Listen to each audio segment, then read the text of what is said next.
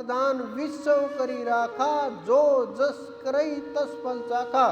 क्योंकि संसार के अंदर कर्म प्रधान है, कर्म से ही सारा खेल चलता है, कर्म के कारण ही सुख होता है, कर्म के कारण ही दुख होता है, कर्म ही हमें उठा करके उस परम तत्व तक ले करके जाता है, ही हमें वहां से उठा करके इस संसार में डाल देता है। कर्म के अंदर इतनी ताकत होती है, जब कोई आपका अच्छा कर्म सामने आता है तो आपको संतों के दर्शन होते हैं, जब आपका श्रेष्ठ कर्म सामने आता है आप सतगुरु को प्राप्त करते हो।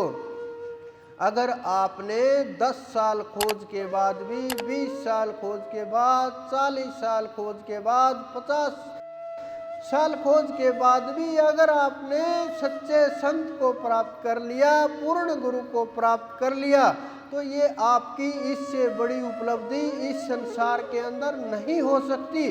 क्योंकि इस संसार के अंदर पूर्ण गुरु बोलने वाले, ये बोलने वाले हम तो कबीर के अवतार हैं, हम कृष्ण के अवतार हैं, हम शिव के अवतार हैं, हम गोरख के अवतार हैं, ये देवी आ रही है, ये पितर आ रहे हैं, ये गंधर्व आ रहे हैं, ये अनंत अनेक पीर फकीर आ रहे हैं, ये बोलने वाले आपको लाखों लोग मिल जाएंगे। लेकिन जो सच्चे संत होते हैं वो आपको इतना आसानी से उपलब्ध नहीं होंगे। अगर उपलब्ध हो जाएंगे आप उनकी पहचान नहीं कर पाओगे, क्योंकि उनकी ताकत, उनका खेल, उनका अलग ही चाल होती है। क्योंकि आज आप लोग देखते हैं, अगर हम उस समय होते जब हमारे संत हुए जिनके नाम आप जानते हो, अरे हमारा कल्याण हो गया होता, हम उन्हें प्राप्त कर लेते, हम जीवन मुक्त हो गए होते, हम उनके साथ चले जाते। कितने बड़भागी लोग होंगे जिन्होंने उनके दर्शन किए, जो उनके पास रहे, जो लीला में सहायक रहे, जो जिन्होंने साथ उनका हर पल मिला, जिन्होंने उनकी शिक्षा को देखा, जिन्होंने उनकी शिक्षा को ग्रहण किया, जो उनके शब्दों के अंदर रहे। हम भी उन्हीं उसी प्रकार से कल्याण हो गया होता, हम क्यों इस मृत्यु लोक में भटकते। लेकिन ये बोलना आसान है, उस रास्ते के ऊपर चलना आसान नहीं है। क्योंकि उस समय के लोग अपने जो पहले अवतार हुए, पहले संत हुए, उनके बारे में यही बोलते थे कि अगर वो होते तो हम तैर गए होते। क्योंकि समय का जो संत होता है, समय का जो सद्गुरु होता है, समय के जो सिद्ध होते हैं वही रास्ता दिखाते हैं। जब परमात्मा इस सृष्टि की रचना करता है, जब परमात्मा इस सृष्टि का खेल शुरू करता है, उसी समय साथ साथ में ये रचनाएं भी कर देता है। संतों के रूप में, अवतारों के रूप में वो भेज देता है अपने इस धरा के ऊपर संदेश वाहकों को, जो संदेश दे करके जीवों का कल्याण करते हैं, मार्ग दिखाते हैं, उस परमात्मा तक पहुंचाते हैं। लेकिन हम उन संतों की दिखाई हुई राह के ऊपर ना चल करके भ्रम के अंदर भटके हुए जीव और इस संसार के अंदर काम, क्रोध, मद, लोभ, मोह के अंदर बुरी तरह फंस जाते हैं। क्योंकि इतना बुरी तरह से आपको सब कुछ सजा करके सौंपा जाता है, आप उसके अंदर भ्रम में पड़ जाते हैं। क्या ये हमारे संत बोल के गए वो सही थे, या जो ये हम कर रहे हैं ये सही था? क्योंकि उस गंध को, उस मैले को आपको इतनी अच्छी तरह से सजा करके पेश किया जाता है कि भ्रम हो जाता है। क्योंकि जिस प्रकार से बहुत लोग, आपके अंदर भी कुछ लोग बैठे हैं, शराब पीते होंगे, लेकिन शराब के जब आप अस्तित्व के ऊपर जाओगे, कहाँ से बनना शुरू हुई, किस प्रकार से तैयार हुई, देखो आप कितने कीड़े मारे जाते हैं, किस प्रकार से कितनी हत्याएं होती हैं, कैसे उनको जला जला करके निकाला जाता है। वो कुछ भी दिखाई नहीं देता, दिखाई बस एक ही चीज़ देती है, नशा, और उसका टेस्ट, स्वाद, उसी के अंदर फंस जाते हैं। इसी प्रकार से मांसाहार करने वाले लोग हैं, उनको सजा के परोस करके दिया जाता है बड़ा अच्छी तरह से केवल मात्र इस जीवा के स्वाद के लिए, इस जीवा के टेस्ट के लिए हम कितने जीवों की हत्याएं कर देते हैं, कितने जीवों को गला उतार देते हैं, कितने जीवों से इस जीव का, इस शरीर का पेट भर लेते हैं। क्या हासिल होगा? क्या आप मोक्ष के मार्ग पर चल पाओगे? क्या आप परमात्मा तक पहुंच पाओगे? क्या कल्याण हो पाएगा? आप सपने में भी मत सोचना कि हम किसी का बुरा करके, किसी की निंदा करके, किसी की चुगली करके, किसी की बुराई करके, जीव हत्या करके, किसी के अंदर हम किसी भी प्रकार के परेशानी पैदा करके हम सुखी रह पाएंगे।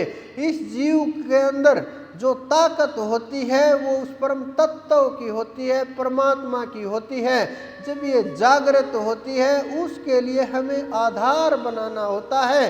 ये तो पहली सीढ़ी होगी कि हम इन चीज़ों से ऊपर उठ करके ध्यान की ओर बढ़े, एक एक कदम बड़े सोच समझ के रखें, एक एक फैसला सोच समझ करके रखें। क्योंकि इस शरीर के पालन पोषण के लिए अगर आप इस प्रकार से जीवों को काटते चले गए, जीवों को मार मार करके खाते चले गए, तो उस परमात्मा तक कभी नहीं पहुंच पाओगे। इसी संसार के अंदर फंसे रहोगे, उस परम तत्व, उस अनंत तक नहीं पहुंच पाओगे। क्योंकि मैंने बहुत पुस्तकों का गहरे से अध्ययन किया, बहुत लोगों से हम मिले, क्योंकि जिनको आप पूजा करते हो वेदों से लेकर के ग्रंथों तक हमने बड़ी गहराई से खोज की कि कहाँ किसने क्या लिख रखा है, क्या शब्द लिख रखा है।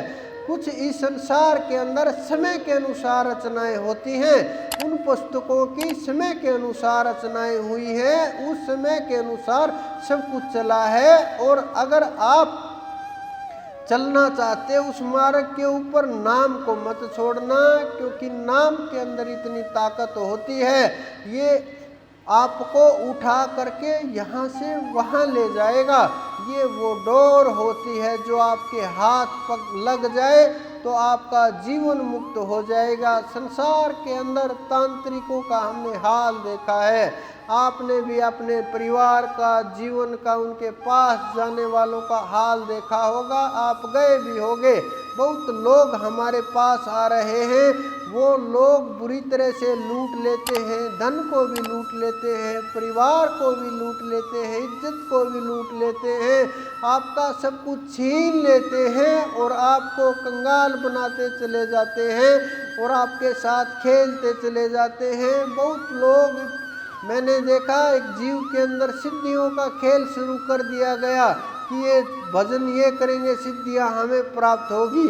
तो ऐसे लोगों से आप सावधान रहें, उन लोगों के हाथों की कठपुतलियां मत बने और उनकी सिद्धियों के लेकर के, उनके बुरे कर्मों को लेकर के उनमें सहायक मत बने। अगर आप उनमें सहायक बनेंगे तो पाप के भागीदार आप भी होंगे, वो अकेले नहीं होंगे। क्योंकि जितना करने वाला होता है उससे ज़्यादा सहने वाला होता है।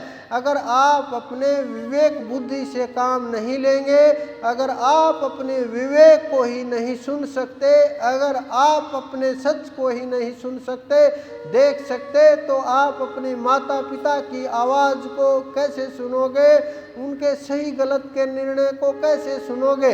अगर आप माता पिता की आवाज़ को, निर्णय को नहीं सुन सकते तो आप गुरु के कभी नहीं हो सकते। क्योंकि जब जो आदमी बोल ही नहीं सकता, सह ही नहीं सकता, शब्द की मार बर्दाश्त ही नहीं कर सकता, रास्ते के ऊपर चल नहीं सकता, जो भजन नहीं कर सकता, भक्ति ध्यान नहीं कर सकता, सुमरण नहीं कर सकता और उसके दिखाए मार्ग के ऊपर आगे नहीं बढ़ सकता, वो किस प्रकार से उस परम तत्व तक पहुंच सकता है।